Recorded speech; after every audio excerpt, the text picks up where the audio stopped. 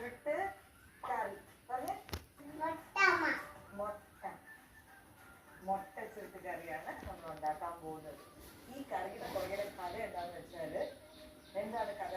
ഡാഡിയുടെ, അതായത് ഡാഡിയുടെ മമ്മി ഉണ്ടാക്കിയിരുന്ന ഒരു കറിയാണ്. അവര് 7 മക്കളായിരുന്നു.